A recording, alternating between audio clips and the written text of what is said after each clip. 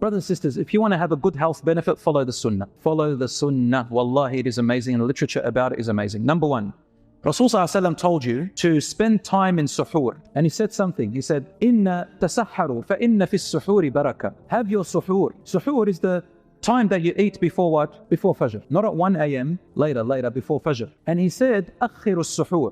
Delay your suhoor. Some people take it literally.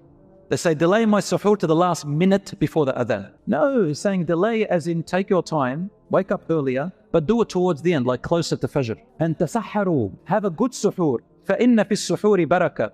In suhoor there is baraka. Now in English we say baraka is what? Blessings. But the meaning of the word literally in Arabic, baraka, means when something yabruk. Yabruk means it lasts, it stays.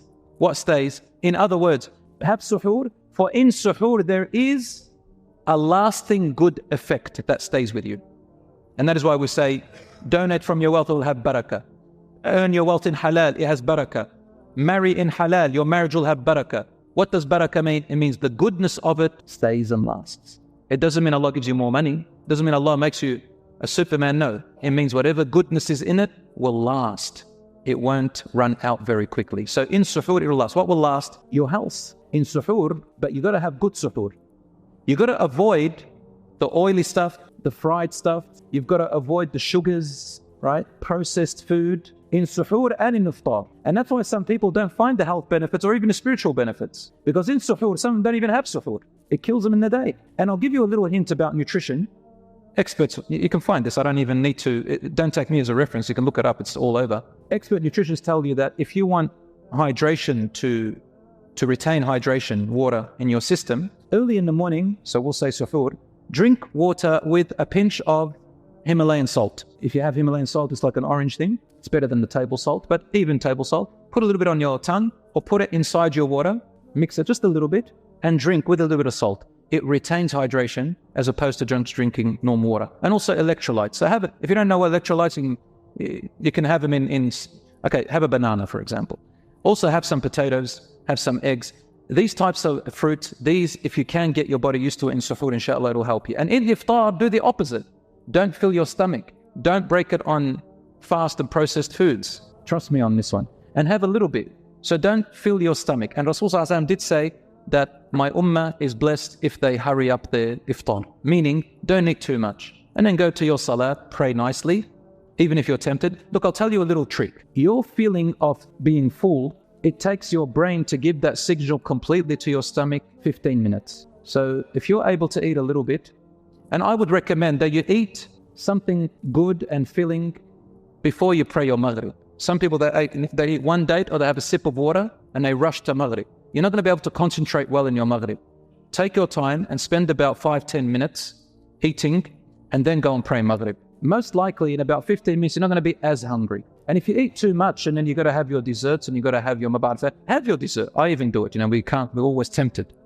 But try your best to train yourself not to have too much. Otherwise, it defeats the purpose. Some people, they do that. And then after Isha, they go and eat more.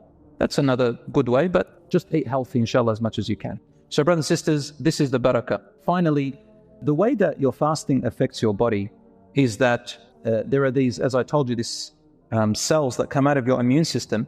What they do is if they stay long in your body, those cytokines, they become inflammatory. They cause you inflammation inside your body, so toxic.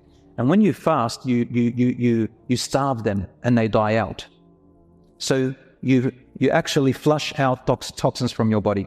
The other thing that fasting does for you, there's a cell called macrophages. Have you ever heard of macrophages?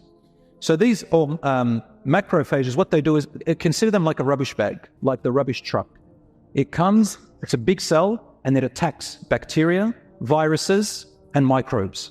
And literally takes them and throws them out of your body. They stay in your body for a long time. SubhanAllah, it incites them, increases them. Another one that it increases, something called microbiomes. Microbiomes is name for good bacteria in your body. Good bacteria in your body helps regenerate damages in your other cells and in your other organs. They live very long, so you can't starve them, and they help you against the risk of infection. It also increases the resistance to stress. A lot of us stress a lot, and it's bad for your well-being. Did you know that when you fast, it reduces your stress and it helps you to resist stress? I mean, Figure that out. Even when you look at our behavior, if you're hungry, you got no energy or time to bother with little things. There are things that when we've eaten, we start making trouble with, and stresses us out. When you're hungry, remember, how many things do we can't be bothered with unless you're satisfied.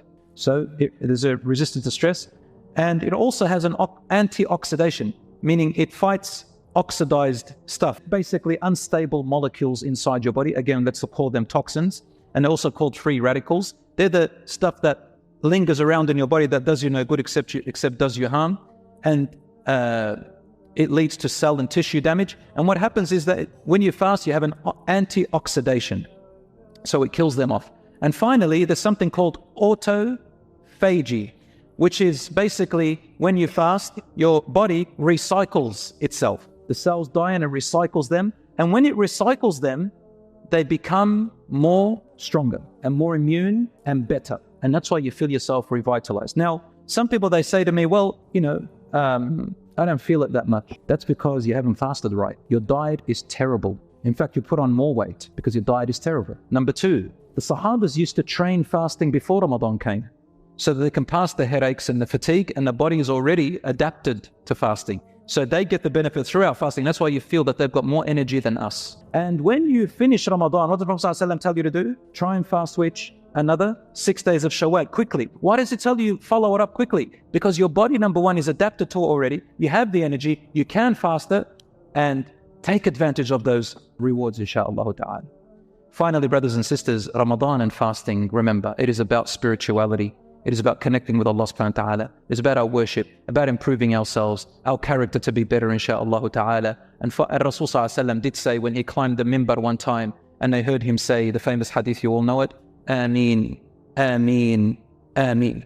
They said to him, Ya Rasulullah, why did you say Ameen 3 times? He said, Jibreel alayhi salam came to me and he made dua for 3 things. Number 1, he said, may his nose be rubbed in dust. In other words, he is truly a loser. Whoever lives to see his parents grow old in age and he's still alive, and still he could not enter paradise because of them. And number 2, a person whom my name is mentioned in front of them and did not say sallallahu alayhi wasallam or peace be upon him, meaning who am I to them? And number 3, a person who enters into Ramadan and Ramadan finishes and they come out the other side and still their sins have not been forgiven. So that's a great loser who gets to there. My brothers and sisters, I think inshaAllah all of you and all of us will have that opportunity, and we're all alhamdulillah on the right path, and we anticipate to reap the benefits of Ramadan.